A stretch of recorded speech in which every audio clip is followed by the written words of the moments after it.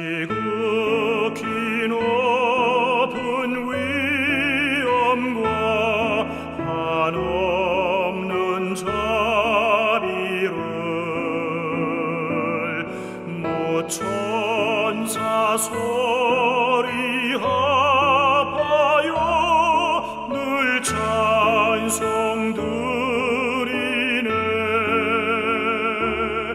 늘 찬송 드리네. 영축을 나를 살리려 그 영광 떠나서 그 부끄러운 십자가 날 위해 지셨네. 날 위해 지셨네.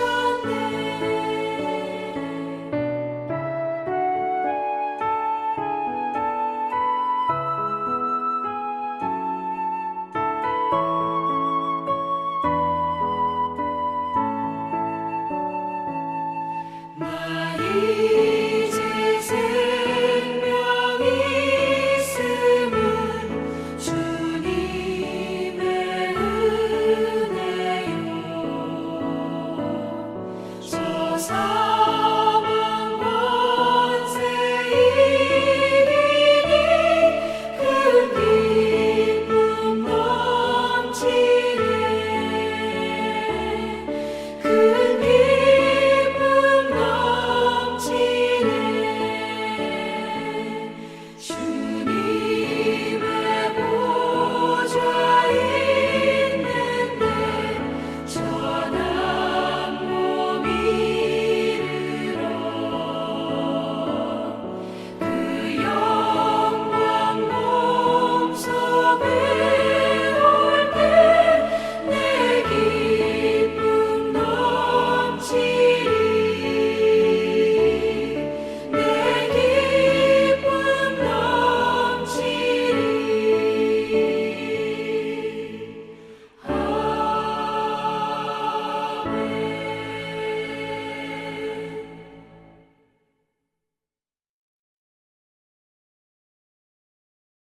사도신경으로 우리의 신앙을 고백하겠습니다.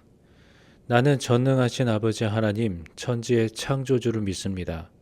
나는 그의 유일하신 아들 우리 주 예수 그리스도를 믿습니다.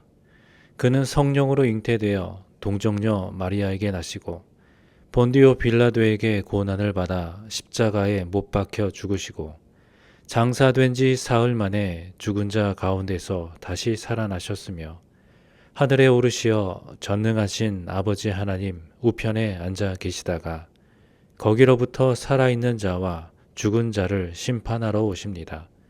나는 성령을 믿으며 거룩한 공교회와 성도의 교제와 죄를 용서받는 것과 몸의 부활과 영생을 믿습니다. 아멘.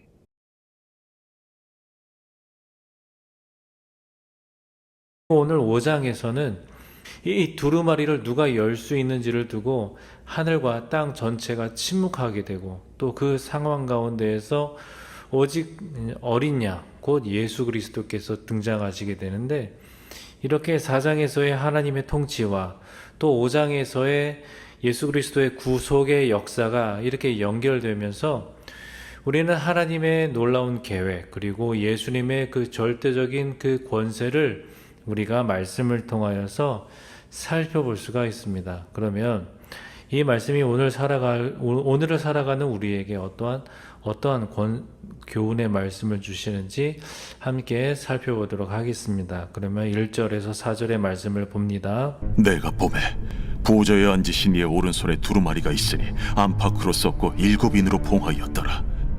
또 봄에 힘있는 천사가 큰 음성으로 외치기를 누가 그 두루마리를 펴며 그 이늘 떼기에 합당하냐? 하늘 위에나 땅 위에나 땅 아래에 능히 그 두루마리를 펴거나 보거나 할 자가 없더라.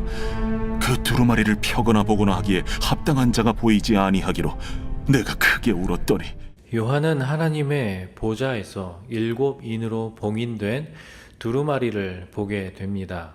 이 두루마리는 하나님의 구속과 심판 그리고 세상의 완성을 담은 문서다라고 볼 수가 있는데요. 당시 고대에서는 파피루스나 또 양피지를 사용해서 중요한 예언장이나 또 법적인 문서를 기록하고 그것을 밀랍으로 이제 인봉하였는데, 그 인을 뗄 수 있는 자는 법적으로 뭔가 정당한 자격을 갖춘 사람만이 그 봉인을 뜯을 수 있었습니다. 그러니까 이 본문에서 핵심은 아무도 이 두루마리의 인을 떼고 그것을 확인할 수 있는 그런 자격을 갖춘 사람이 없다라는 겁니다. 하늘에도 땅에도 땅 아래에도 어느 곳에도 자격 있는 존재가 없기 때문에 이 두루마리의 인을 떼고 그 내용을 확인할 사람이 없다. 다시 말해서 이 요한이 본 두루마리는 단순한 문서가 아니죠. 이거는 그 속에 담긴 내용은 구약의 배경과 그리고 요한계시록 전체의 맥락을 볼 때에 이 두루마리는 하나님의 심판 그리고 구원 그리고 회복의 계획이 담긴 그런 문서입니다. 그러니까 하나님의 구속사가 하나님의 구원의 계획이 담긴 그러한 선언문인 거죠. 그런데 아무도 그것을 열 수 없다면 그것은 단지 거기에 기록된 문서를 읽지 못한다라는 그런 문제가 아니라 더 나아가 하나님의 뜻이 실행되지 못하고 인류가 죄와 죽음의 그 문제에서 도저히 벗어날 길이 없다라는 그러한 의미인 것이죠. 그래서 요한은 이 때문에 크게 울었다라고 기록되어 있습니다. 그러니까 요한의 통곡은 단순한 감정의 눈물이 아니라 하나님의 뜻이 이루어지지 못하는, 하나님의 뜻이 좌절되는 것과 같은 그런 절망감에 사로잡힌 그런 통곡이고 울음인 것입니다. 그래서 왜 예수님이 우리에게 우리의 구원을 위해서 왜 절대적으로 필요한지를 이제 전개시켜 나아가는 그 맥락을 나아가는 부분이 바로 이 오늘 이 본문의 말씀인 것입니다. 그러니까 이 구원의 문은 인간의 힘으로는 도저히 열 수 없는 것인데, 이 말씀에 대한 해설 첫 번째 문단과 세 번째 문단을 연이어서 보도록 하겠습니다. 하나님은 7인으로 봉한 두루마리가 개봉되면 그 안에 적힌 심판의 내용들을 실행하실 것입니다. 요한의 시대에 교회가 생존하는 길은 교회를 핍박하는 로마 제국이 심판받는 것뿐이었습니다. 나에게 계시록의 두루마리가 열린다는 것은 어떤 의미입니까? 그러면 세 번째 문단을 또한 계속 봅니다. 인을 뗄 수 있는 사람이 없다는 것은 하늘의 계획이 땅에 실현되지 못한다는 뜻이고, 제국의 모습으로 하나님을 대적하는 세력이 계속 역사를 지배할 것이라는 뜻이며, 하나님의 백성은 그대로 압제 속에 있을 것이라는 뜻입니다. 두루마리가 굳게 닫혀있는 듯한 오늘날, 나는 요한의 울음에 공감할 수 있습니까?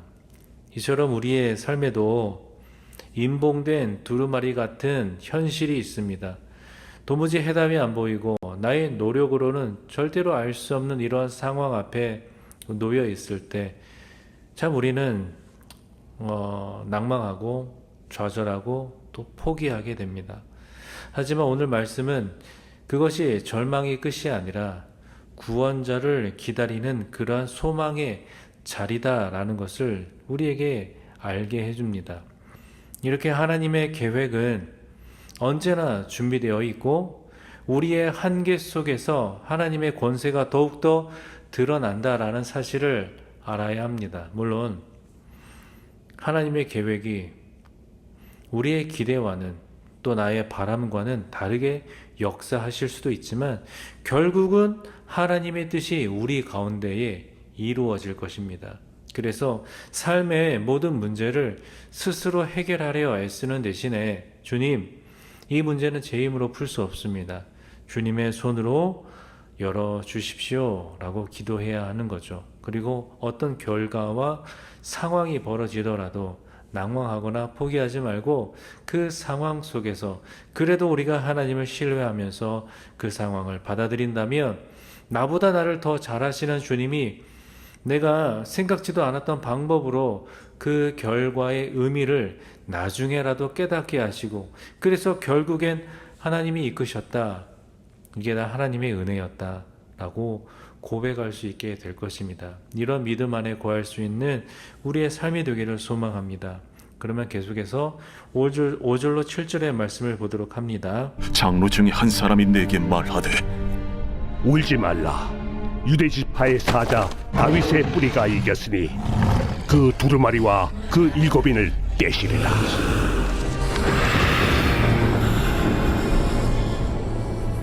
내가 또 보니 보좌원대 생물과 장로들 사이에 한 어린 양이 서 있는데 일찍이 죽임을 당한 것 같더라.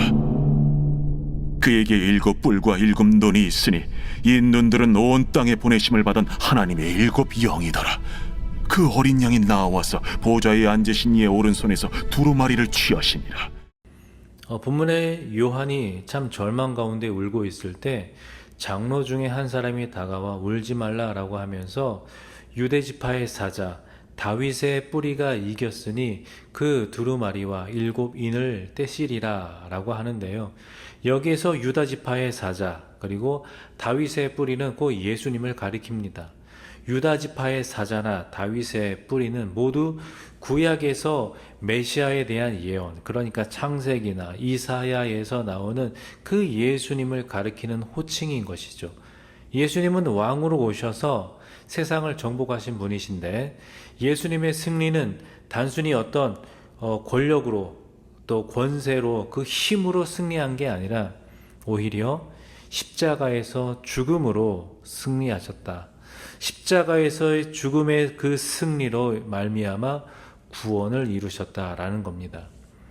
그런데 요한이 실제로 본 그분은 사자가 아니라 죽임을 당한 어린 양이었는데 겉으로 보기에 참으로 무력해 보이는 그 어린 양이 하나님의 그 두루마리를 받고 그것을 뗄 수 있고 열 수 있는 자격이 있는 유일한 분으로 나타난 것이죠. 여기서 어린 양은 예수 그리스도의 그 대속적인 죽음을 상징하고 또 7뿔과 또 7눈은 전능하신 능력과 또 완전한 성령의 그런 임재를 뜻합니다. 그래서 이 장면은 십자가에서 죽으신 예수님이 부활과 또 승리를 통해서 하늘의 권세를 받으셨다라는 것을 선언하는 장면이고, 결국에는 하나님의 그 구속사의 그 중심에는 오직 어린 양 되신 예수 그리스도가 계신다라는 그러한 것을 나타내는 말씀인데요. 이 말씀에 대한 해설 두 번째 문단을 보도록 하겠습니다. 어린 양 예수님만이 두루마리의 봉인을 해제할 수 있습니다. 십자가에서 죽으시고 부활하심으로 이 땅에 하나님 나라를 시작하신 분만이 그 계획을 종결지을 수 있습니다. 어린 양으로서 희생하셨던 예수님은 사자로서 승리하실 것입니다. 연약한 어린 양이 아닌 7뿔과 7눈을 지닌 어린 양의 모습으로 교회를 핍박하는 세상과 싸우실 것입니다.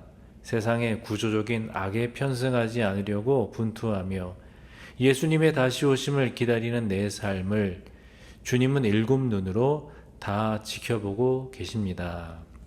우리는 삶의 모든 문제를 해결할 분을 뭔가 참 강하고 위엄이 있고 뭔가 강력한 존재로 상상합니다. 그런데 하나님은 죽임을 당한 어린 양으로 구원을 이루셨습니다. 그래서 하나님의 방식은 세상의 방식과 다르죠. 약함 가운데에 그것을 오히려 강함으로 드러내시고 죽음을 통하여서 오히려 생명을 주시는 것이 바로 하나님의 방법인 것입니다. 그러므로 우리는 어떤 상황에서라도 이미 이기신 주님을 바라봐야 한다는 거죠. 내가 보기에는 아직 해결되지 않은 그 문제 같지만 예수님이 이미 이기셨고 그분의 손에 내 인생의 두루마리가 들려있다라는 그런 믿음을 가져야 할 것입니다. 그래서 오늘도 우리는 우리의 삶의 복잡한 문제를 우리 손에 쥔 채 고민할 수밖에 없겠지만, 근데 거기에 머물러 있는 것이 아니라 내 손에 있는 이 삶의 문제의 두루마리를 주님 앞에 내어 맡기면서 주님의 뜻을 내 삶 속에서 이루어 주소서라고 고백하며 겸손히 주님 앞에 나아갈 때에 내가 생각지도 못했던 방식과 방법으로 주께서 나의 삶을 이끄시게 되는 것을 발견하게 될 줄 믿습니다. 그러면 계속해서 8절로 10절의 말씀을 보도록 하겠습니다. 그 두루마리를 취하심에 내 생물과 24장로들이 그 어린 양 앞에 엎드려 각각 검은 고와 향이 가득한 금 대접을 가졌으니 이 향은 성도의 기도다리라.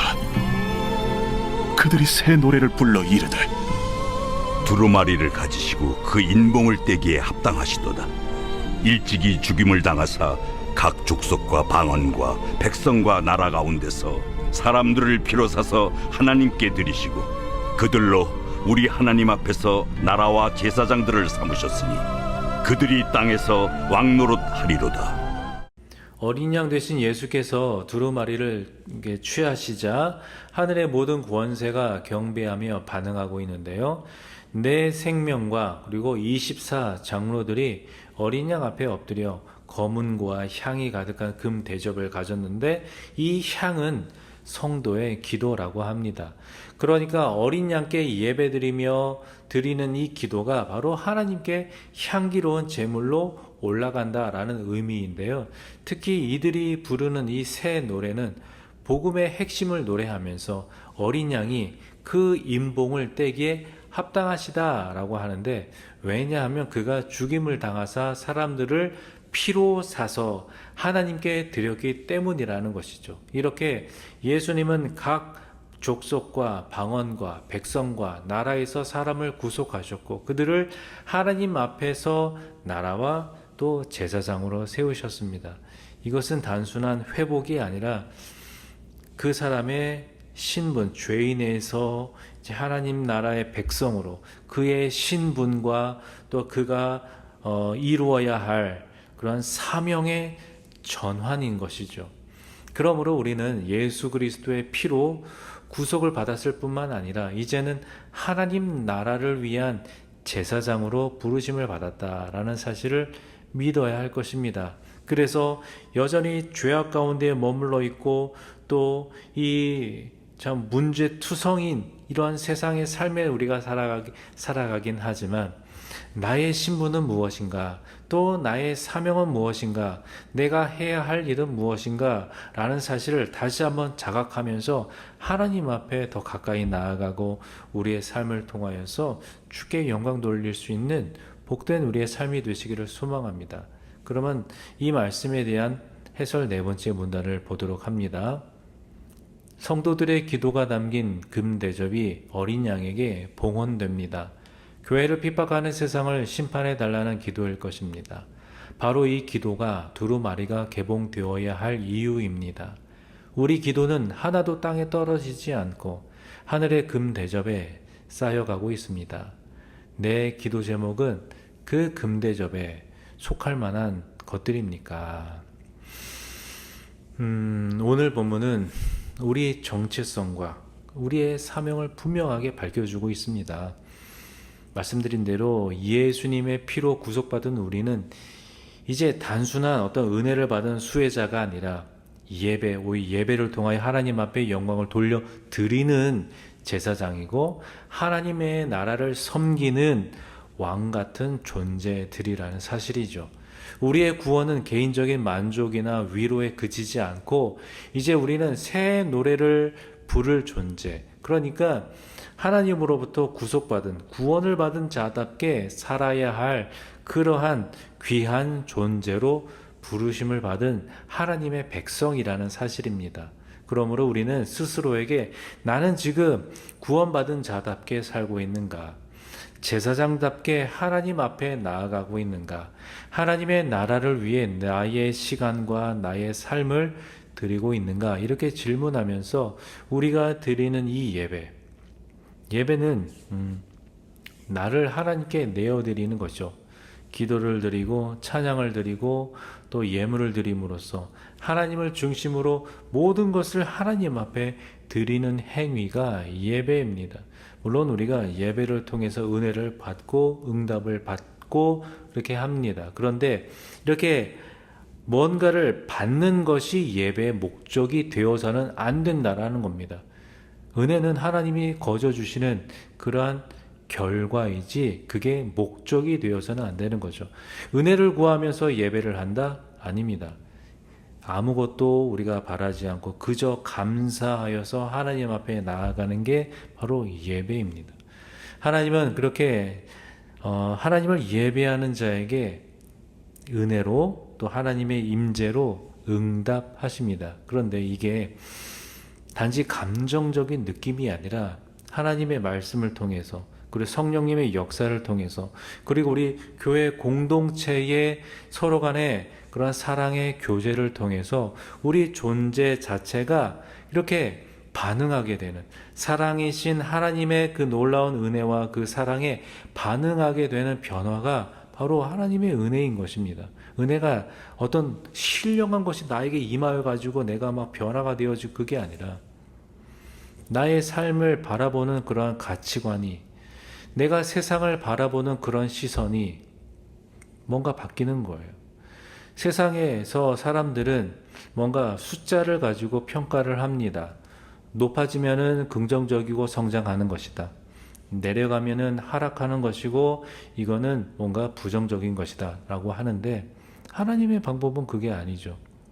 하나님의 방법은 아까 말씀드린 바와 같이 죽음을 통하여서 구원을 이루십니다.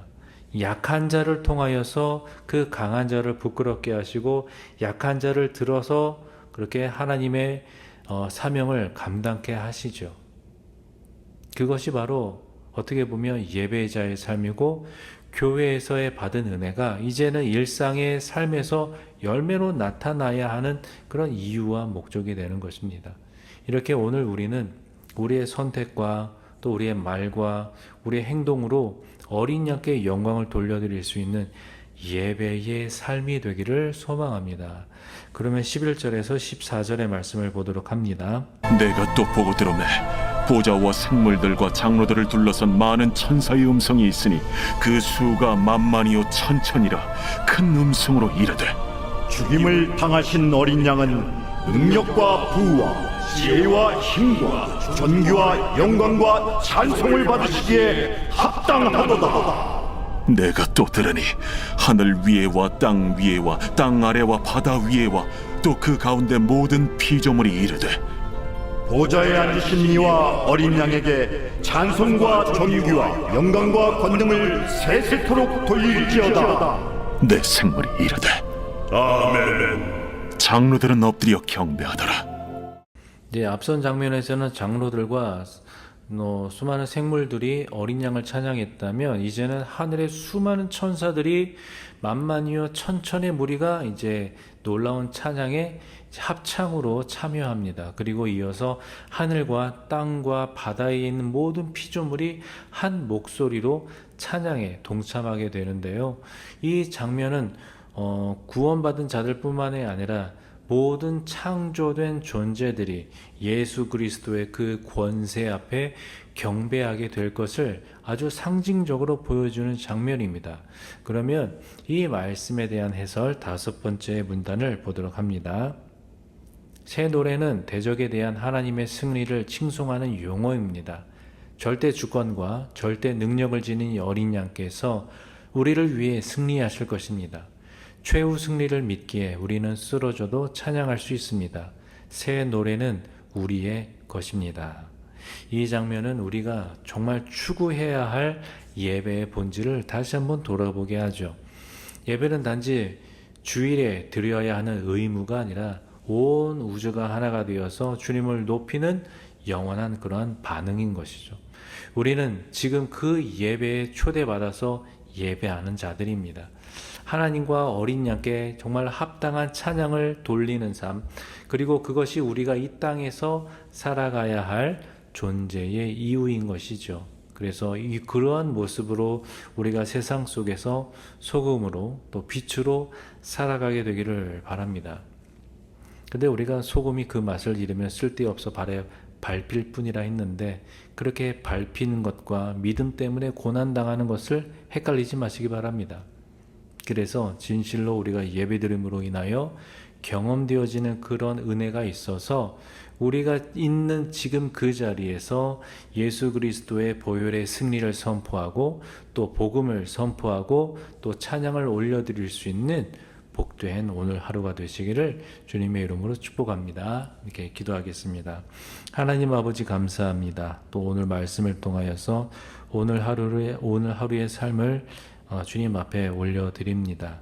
우리가 어느 곳에 있든지 무엇을 하든지 하나님의 영광을 위하여 살아가게 하여 주시고, 또한 우리의 구원을 위하여 이 땅에 오신 예수 그리스도의 놀라운 은혜에 더욱더 감사하고, 또한 주님 앞에 예배하는 그런 예배자의 모습이 교회에서뿐만이 아니라 우리의 삶 전반에서 예배자의 모습이 나타나며, 또한 열매 맺는 그러한 주님의 온전한 증인들, 또 복음의 삶을 살아가는 그러한 성도로서 우리가 주님 앞에 영광 돌리며 살게 하여 주옵소서. 예수님의 이름으로 기도하옵나이다. 아멘. 주님 가르쳐 주신 기도로 기도회를 마치겠습니다. 하늘에 계신 우리 아버지, 아버지의 이름을 거룩하게 하시며 아버지의 나라가 오게 하시며 아버지의 뜻이 하늘에서와 같이 땅에서도 이루어지게 하소서. 오늘 우리에게 일용할 양식을 주시고 우리가 우리에게 잘못한 사람을 용서하여 준 것 같이 우리 죄를 용서하여 주시고 우리를 시험에 빠지지 않게 하시고 악에서 구하소서. 나라와 권능과 영광이 영원히 아버지의 것입니다. 아멘.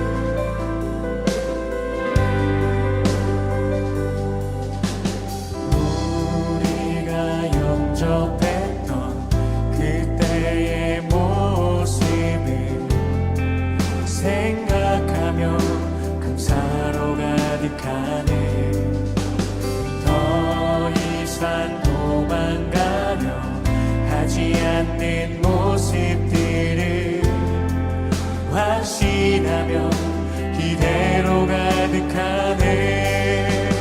우리가 영접했던 그때의 모습을 생각하며 감사로 가득하네. 더 이상 도망가려 하지 않는 모습들을 확신하며 기대로 가득하네. 우리 다시 주께 나가네. 감격의 그 자리로. 우리 지금 다시 일어나 은혜의 그 자리로.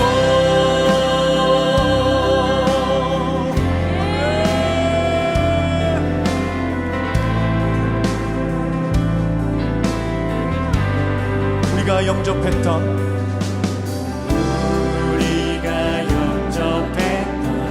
그때의 모습